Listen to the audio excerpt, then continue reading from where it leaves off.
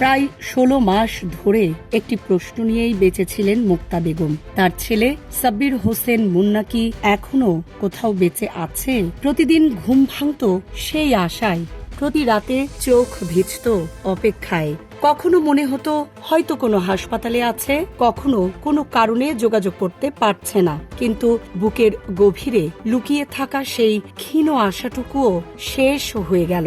DNA পরীক্ষার মাধ্যমে নিশ্চিত হওয়া গেছে ২০২৪ সালের ৫ আগস্ট নিখোঁজ হওয়া ২৪ বছর বয়সী সাব্বির আর কখনো ফিরবেন না। তাকে অনেক আগেই বেওয়ারিশি হিসাবে দাফন করা হয়েছিল ঢাকার জুরাইন কবরস্থানে। ৪৭৭ দিন পর অন্তত ছেলের কবরের ঠিকানা হাতে পেয়েছেন মা।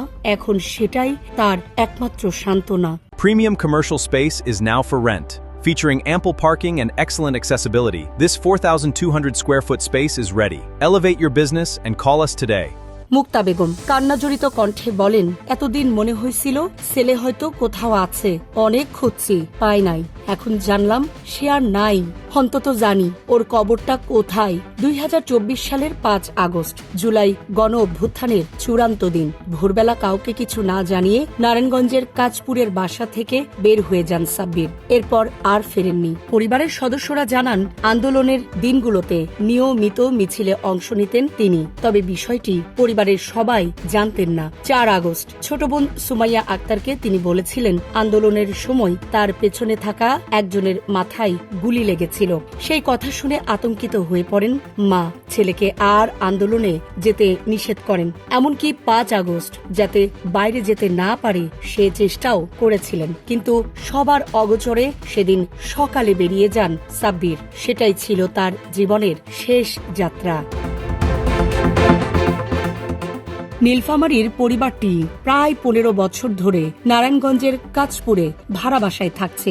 বাবা শফিকুল ইসলাম, মা মুক্তা বেগম ও ছেলে সাব্বির একই পোশাক কারখানায় কাজ করতেন। মাসে প্রায় ১৮,০০০ টাকা বেতন পেতেন সাব্বির। বাবা মায়ের আয়ের সঙ্গে তার আয় মিলিয়েই চলত সংসার। ছেলে নিখোঁজ হওয়ার পর শোক ও দুশ্চিন্তায় অসুস্থ হয়ে পড়েন মুক্তা বেগম। চাকরি ছেড়ে দিতে বাধ্য হন। ফলে সংসারে নেমে আসে আর্থিক সংকট।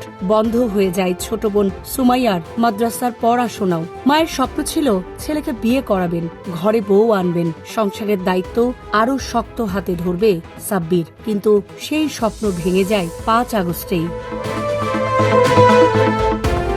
ছেলের সন্ধানে গত ১৬ মাসে অসংখ্য জায়গায় ঘুরেছেন মুক্তা বেগম। ঢাকা মেডিকেল কলেজ হাসপাতালের মর্গ, সোনারগাঁও থানা, শাহবাগ থানা, মালিবাগের সিআইডি কার্যালয়, কোথাও বাদ রাখেননি। কিন্তু প্রতিবারই যেন নতুন হতাশা অপেক্ষা করেছে তার জন্য।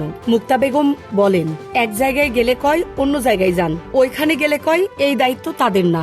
অনেক হয়রানি করছে, কেউ কেউ টাকাও চাইছে, কবিরাজও ধরছি। ছেলের খুঁজতে খুঁজতে নিজেই অসুস্থ হইয়া গেছি। এক পর্যায়ে তিনি জানতে পারেন আন্দোলনে নিহত কয়েকজনের অজ্ঞাতনামা লাশ ঢাকা মেডিকেল কলেজ হাসপাতালের মর্গে সংরক্ষিত রয়েছে।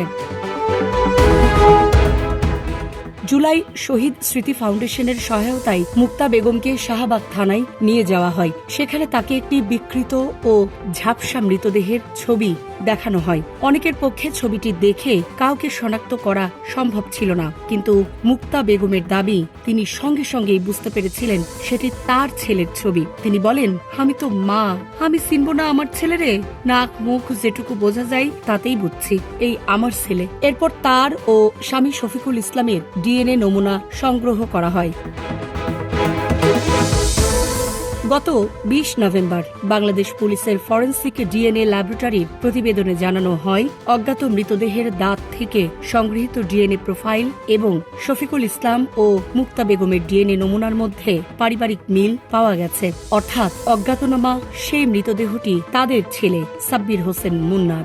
এই প্রতিবেদনের পরই শেষ হয়ে যায় ৪৭৭ দিনের অনিশ্চয়তা। ডিএনএ প্রতিবেদনের পাশাপাশি পরিবারের হাতে একটি ছোট্ট চিরকুট তুলে দেওয়া হয়। তাতে লেখা, রোড নং 11, লাইন উত্তর পশ্চিম 10, কবর নং 20, জুরাইন কবরস্থান।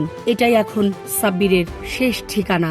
জীবন অবাক না করলে কে করবে? 28% মিল্ক ফ্যাটের অবাক করার সাথে ফ্রেশ মিল্ক পাউডার। জীবন অবাক করুক প্রতিদিন। সাবিরের ছোট বোন সুমাইয়া জানান, 4 আগস্ট আন্দোলনে অংশ নেওয়ার পর অটোরিকশায় বসে থাকা ভাইয়ের একটি ছবি তুলেছিলেন তাদের পরিচিত একজন। সেটি এখন তার ভাইয়ের জীবিত অবস্থার শেষ ছবি। 477 দিনের অপেক্ষার পর মুক্তা বেগম এখন জানেন তার ছেলে আর ফিরবে না। এক ধরনের শান্তি খুঁজে পেয়েছেন তিনি, কারণ অন্তত এখন তিনি জানেন ছেলেটি কোথায় ঘুমিয়ে আছে। সামরিনা প্রীতি, ঢাকা এক্সপ্রেস।